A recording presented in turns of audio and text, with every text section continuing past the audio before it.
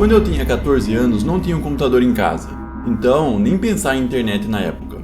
Todo mundo que eu conhecia ia para lan houses com um monte de PCs, onde você pagava por hora para usar os computadores. Nessa loja, alguns dos computadores ficavam até do lado de fora, porque o dono colocava para atrair mais clientes, já que o espaço alugado era pequeno. Mas, normalmente, eu jogava dentro. Naquela época, lembro que todo mundo jogava um jogo chamado Counter-Strike, e eu comecei a jogar também. Sendo a única garota, obviamente atraía muita atenção, especialmente porque eu realmente fiquei boa no jogo. No começo eu jogava sozinha e era bastante zoada. Garotas não conseguem jogar esse jogo, era o que eu ouvia frequentemente. Mas depois de um tempo, todo mundo queria que eu estivesse no time deles. A lan house que eu frequentava ficava quase diretamente atrás da minha casa, em uma cidade argentina que agora é famosa por ser a cidade natal do melhor jogador de futebol do mundo. A lan house ficava bem na esquina, meio escondida para ser sincera. Era um buraco na parede, um lugar meio caído, frequentado principalmente por adolescentes.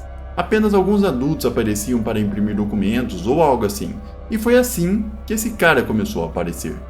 Não o notei no começo porque só queria jogar com os moleques da minha idade. Eu tinha me tornado uma deles de certa forma, embora eles ainda me zoassem, mas era de brincadeira, só diversão entre amigos da mesma idade. Mas um dia tive que sair mais cedo porque meus pais estavam tendo um jantar especial com a minha irmã Fiorella, que estava prestes a se formar na escola. Saí da lan house e esse cara estava terminando o que quer que estivesse fazendo em um dos computadores lá fora. No começo pensei apenas que era uma coincidência, mas percebi que ele se levantou no mesmo momento em que saí. Me despedi do dono, que estava fumando, e comecei a caminhar para casa. Senti ele ao meu lado e ele começou a falar imediatamente. Perguntou meu nome e respondi, porque não suspeitava de nada. Ele disse que o nome dele era Alejo. Perguntou minha idade e como eu fiquei boa no jogo online, sendo uma garota. Revirei os olhos, mas disse que frequentava o lugar, comecei a jogar e fiquei boa.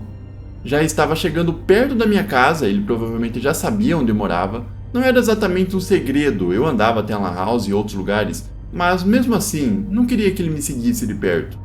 Disse a ele que era um prazer conhecê-lo, mas que eu tinha um jantar importante com minha prima e os amigos dela em casa. Me despedi, enfatizando o tchau e acenando. Ele pegou a dica e eu respirei aliviada, andando mais rápido para casa. Mas aquilo foi só o primeiro obstáculo. Na tarde seguinte, ele estava novamente no mesmo lugar em que eu tinha deixado na noite anterior, apenas me esperando.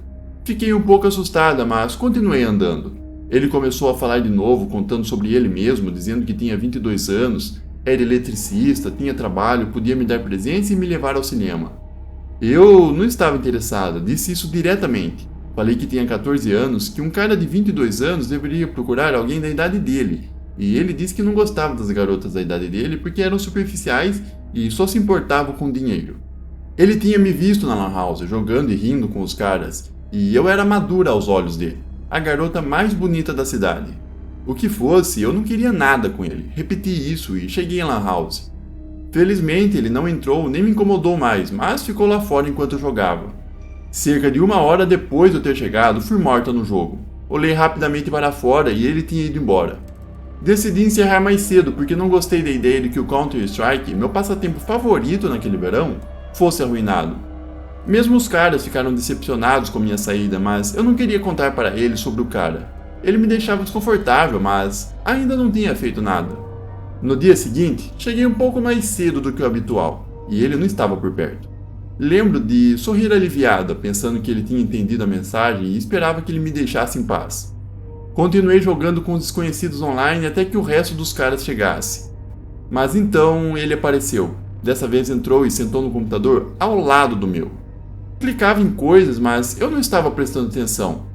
Felizmente, éramos barulhentos e usávamos fone de ouvido durante o jogo, então eu podia fingir que não ouvia ele. Ele me perguntou por que eu saí mais cedo no dia anterior e eu não respondi.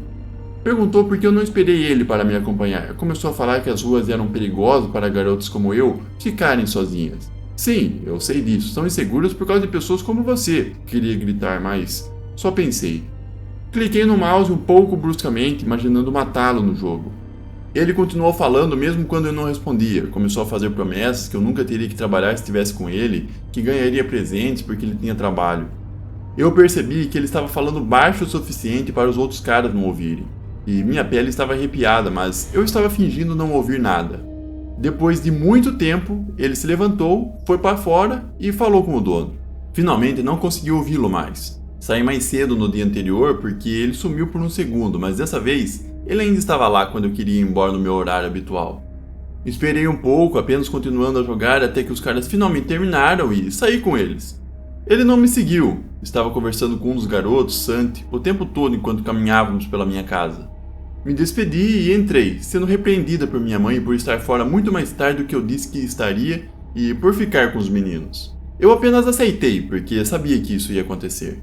Fiorella notou algo. Eu normalmente chorava quando era repreendida, mas não desta vez. Ela entrou no meu quarto enquanto minha mãe ainda lavava a louça zangada e me perguntou por que eu cheguei tão tarde. Ela me perguntou o que aconteceu, se eu estava namorando um daqueles meninos. Finalmente contei para ela sobre o cara. Deixei claro que não queria nada com ele e ela ficou quase mais brava do que minha mãe, mas era um tipo diferente de raiva. Ela sempre ficava mais séria, normalmente era descontraída, mas quando ficava brava, ficava fria como gelo. Ela me disse que precisava contar para os adultos o mais breve possível. Ela estava orgulhosa de mim por não deixar o cara me convencer com presentes ou qualquer outra coisa, mas eu precisava garantir que eu ficasse longe dele o máximo possível. Até um simples sorriso poderia piorar as coisas. Então ela me contou uma história sobre a amiga dela, Austina, que começou a receber muitos elogios do professor quando tinha 13 anos. O professor tinha 25 anos e sempre a elogiava. Diferente de mim, que não estava interessado em namorar um cara mais velho, Austina se sentiu lisonjeada por essa atenção. Ela sempre conseguia as melhores notas fazendo quase nada. Um sorriso era o suficiente para o professor dar menos lição de casa ou fazer as coisas para ela. Fiorella disse que o grande erro de Austina foi pensar que estava no controle dessa relação com o professor. Ela não estava. Ele fazia favores a ela, sim, e logo presentes entraram na equação. Ele comprou tudo o que Austina queria. Lembra dos antigos Nokia? Eram como tijolos pesados e grandes, mas na época eram novos e chiques. O professor deu um desses para Austina. Fiorella revirou os olhos e disse que Austina agiu como uma rainha na época. Nem todo mundo tinha esses telefones, especialmente crianças. E Austina era amiga de minha irmã, então isso aconteceu quase 6 anos antes do problema com o meu perseguidor. Ele mandava mensagens doces a ela no começo e você pode imaginar como isso se desenrolou. As mensagens ficaram mais explícitas, não existiam câmeras nos telefones na época, felizmente. E logo as mensagens de textos tomaram um rumo diferente. O professor queria que Austina fosse a uma festa e levasse uma amiga para um encontro duplo. Fiorella disse que Austina a convidou, mas ela já tinha um namoradinho, então não tinha como. Austina perguntou a outra pessoa, foram para a festa e Fiorella não soube o que aconteceu, mas Austina e a outra amiga nunca mais se falaram. Ela continuou vendo o professor, embora os pais logo descobrissem, assim como toda a escola. O professor foi demitido e Austina agiu como se estivessem a separando de seu Romeu. No ano passado, Austina engravidou, abandonou a escola e fugiu de casa. Fiorella disse que não sabiam muito sobre ela porque ela estava com um ex-professor e não podiam realmente ter amigos. Foi assim que ela me explicou o conceito de aliciamento, algo que não tínhamos realmente uma palavra para na época. Só aprendi o nome popular disso pela internet nos últimos anos, mas eu entendi a essência.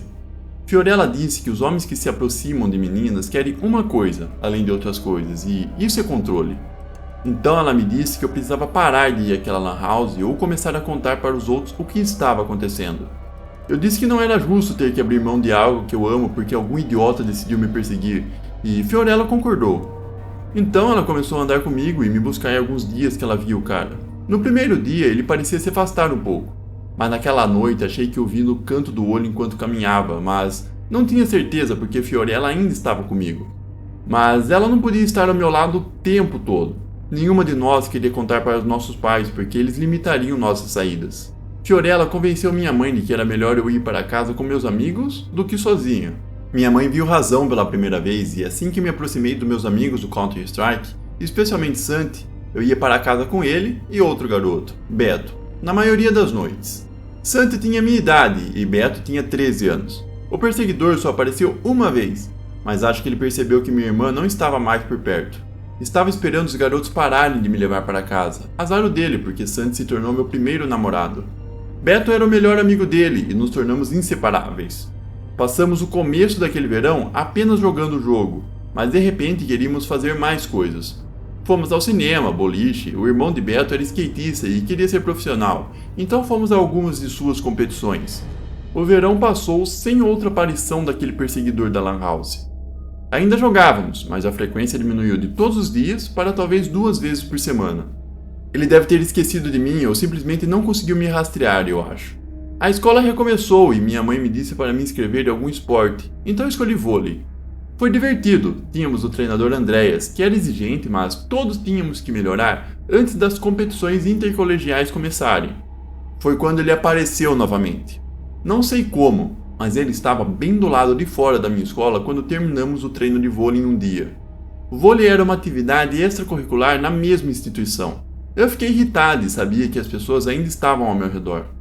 Então, finalmente fui até ele e disse para parar. Eu disse, isso não é engraçado, eu não quero namorar você. Encontre uma garota da sua idade e me deixe em paz. Se você me seguir novamente, vou contar para os meus pais e ir à polícia. Ele riu e disse que não tinha feito nada comigo.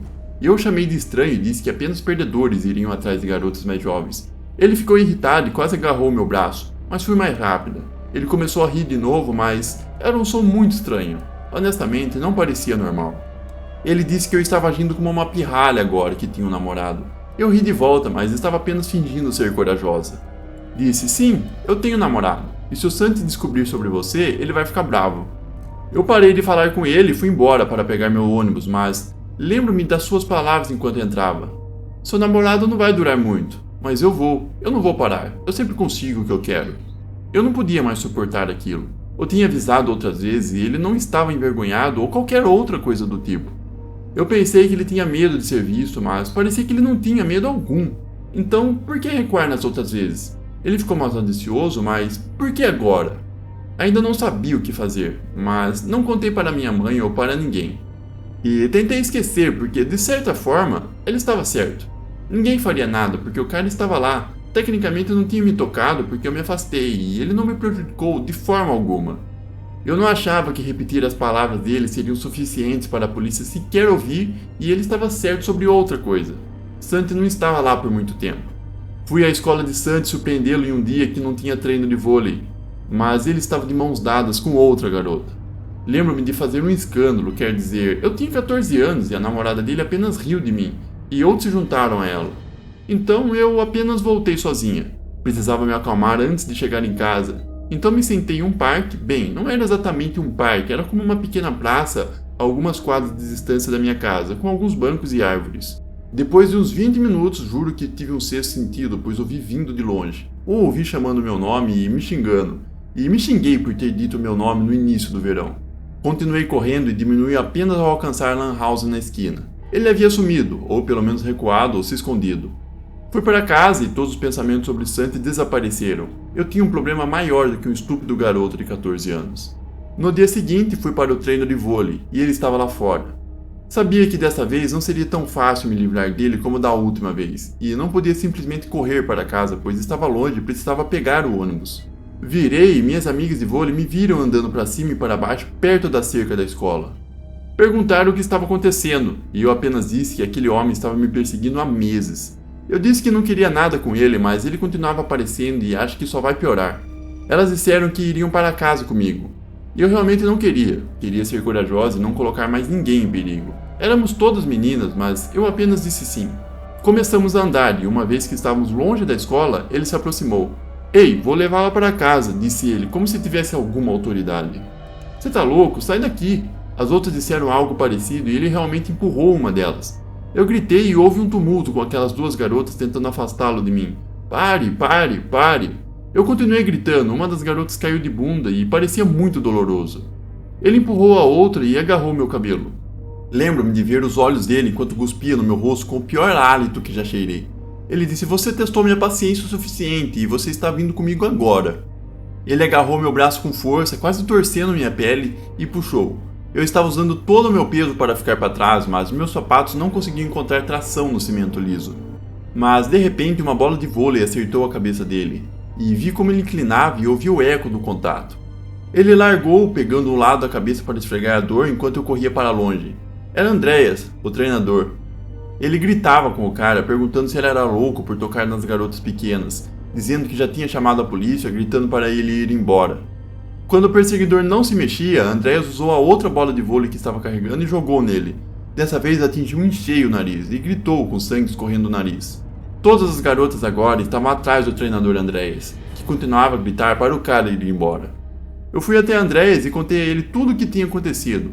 Parecia que ele não tinha chamado a polícia ainda, mas agora ele fez. Outros funcionários da escola ficaram sabendo, preocupados com outras meninas, e conseguiram a imagem do cara nas câmeras de segurança. Finalmente tive que contar aos meus pais, e eles ficaram furiosos. Fiorella acalmou um pouco a situação. As pessoas do bairro foram informadas sobre ele, e o dono da Lan House agora sabia o nome completo dele. Não vou mencionar aqui, mas assim que a polícia soube o nome dele, estava acabado para ele. Ele deve ter fugido da área, porque não voltou e eles não o pegaram, pelo que ouvimos. Fiorella e seu namorado concordaram em me levar para a escola e trazer para casa quando necessário pelo resto do ano. Minha mãe também fazia isso quando eles não podiam e fiquei mais próxima das minhas amigas de vôlei. As mães decidiram organizar um sistema de caronas. Felizmente nunca mais vi aquele perseguidor novamente e não fui fisicamente prejudicada, apenas um pouco abalada por ser abordada pelo stalker. Minha amiga teve um grande hematoma na nádega e rimos disso mais tarde. A moral da história é que você precisa contar para os adultos, pelo menos para aqueles que estão próximos de você. Foi o que aprendi. Odiaria se fosse minha filha e ela escondesse isso de mim. Meus filhos são pequenos, mas vou comprar telefones simples para eles quando forem um pouco mais velhos, para que possam sempre pedir ajuda e não fiquem em silêncio, porque na maioria das vezes essas coisas só pioram até serem interrompidas. Também pediria, se você estiver em posição de ajudar um amigo ou um aluno, faça isso. Minhas amigas de vôlei foram realmente amigas naquele momento, retardando o cara tempo suficiente para o treinador Andreas aparecer. E eu serei eternamente grata a ele por isso. Obrigado a todos por assistirem e se envolverem com essas histórias. Não esqueça de deixar o seu like e se inscrever no canal para não perder as próximas histórias que estão por vir. Se cuide!